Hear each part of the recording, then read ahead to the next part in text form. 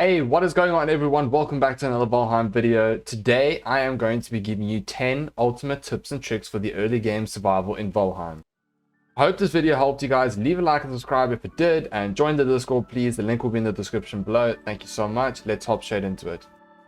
So you've either landed into a new survival game, or maybe this is your first time playing survival or Valheim at all, and you want to know some tips and tricks for the beginning game. Well, you've come to the right place. Tip number 1, the best food combinations early game. The best food combination in my opinion is the cooked meat, cooked tails, and mushroom or honey. Honey is better in my opinion because it has the highest HP regen tick rate. As I've shown here, the honey has a 5 tick rate as opposed to the cooked meat, which is 2. This food combination usually brings you up to about 115 to 117 HP and a decent amount of stamina for the early game. This is probably the most accessible and easiest food combination you can get in the early game. Tip number 2, rushing the crude bow in the very beginning. This is probably the most important weapon that you can rush in the early game. I highly recommend farming boars as soon as you spawn in. The quicker you get that 8 leather scraps and 10 wood, the easier it will be to farm leather scraps, food, and deer hide in the future. And it also makes it so much easier to kill grey dwarfs, skeletons, and other mobs, as well as trolls. I also recommend upgrading the crude bow as the durability sucks in my opinion, but this is purely optional and up to you. Moving on to tip number 3, removing structures around beehives. Now, I actually didn't really know about this trick until recently when I was live streaming and someone in the chat said just break down the structure around the beehive, and I did it and I was like, this is such a simple step. But I never thought of it. If you come across a beehive in the wild, just place down a workbench and then break the structure around it. That way the beehive will fall down with no trouble or no hassle, no bee stings, nothing. Simple as that. Tip number 4, getting a boar farm up as soon as possible. If you are running around in the wilderness of Valheim and you see a 1-star boar, do not kill it. I repeat, do not kill it. Get that boar to aggro on you and run back to your base. If you do not have a base, run around and get some wood and make a little pen and put in there temporarily. Just like I have done here in the video.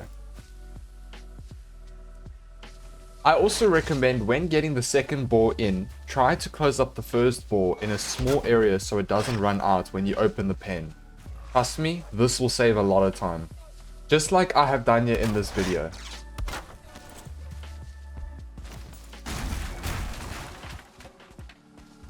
After a long time of chasing this boar, I finally got it in. Tip number 5, placing a workbench under a tree with one roof. As I have demonstrated here, you can place a workbench under a tree with just one roof and it counts as being sheltered. This will save so much time when you're out and about in the wilderness and you're trying to repair your stuff, and it also looks way better than the little structures that you usually do like this.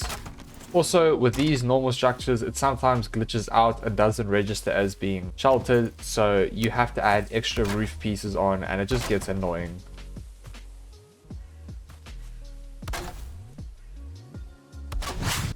Tip number 6, gather everything. In the beginning, I highly advise that you gather as many strawberries, mushrooms, and dandelions and thistle as possible for the late game. You need a lot of these ingredients for meads and other things later on, so the more you get now, the better it is.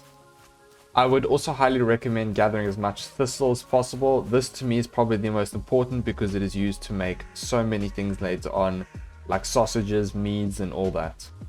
Let's not forget about blueberries as well. Also, while you're gathering in the wilderness, try and grab some seeds as well, so when you get that cultivator going and the farm going, you have the seeds readily available. Tip number 7, lowering the graphics settings so you can see objects around you. This tip goes hand in hand with the previous tip. Now I know we all like to play on high graphics, but sometimes the vegetation quality is too thick and dense, so you cannot see anything lying around on the ground, for example mushrooms and dandelions.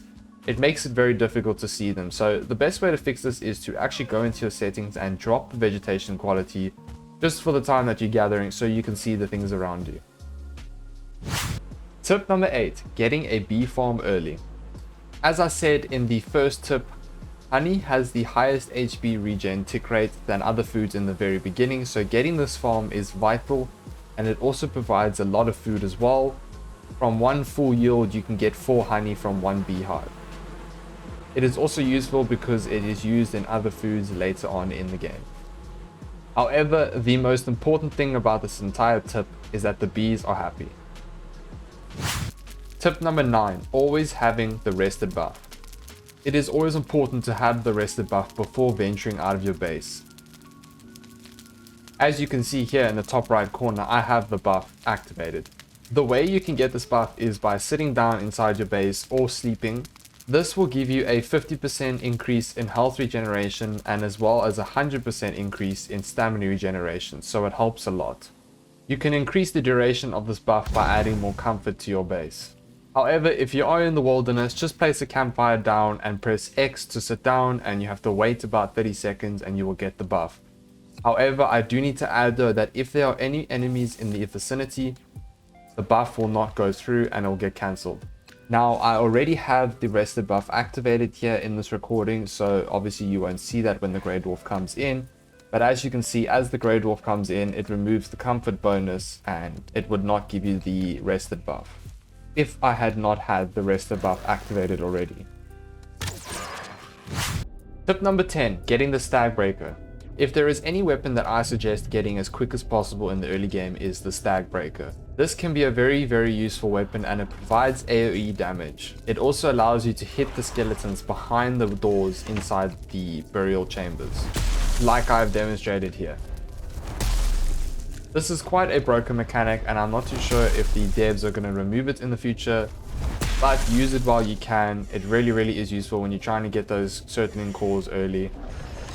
And maybe if you have a lack of armor and you're just trying to get all these materials and stuff in the burial chambers, you can use this weapon. It is the best weapon to go for. This provides blunt damage and skeletons are weak towards blunt damage.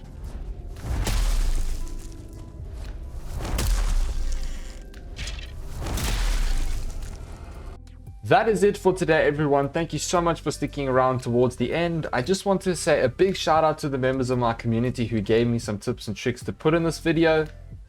It would mean so much to me if you could hit that like and subscribe button. I put a lot of effort into this video, so I would really appreciate it. Stay tuned for more. Comment down below what you guys think of this video and if it helped you. I have been doing a survival series stream, so come pull through and say hi to the stream. There are a lot of interesting events that happen there. Anyways, I'll see you in the next one and join the Discord.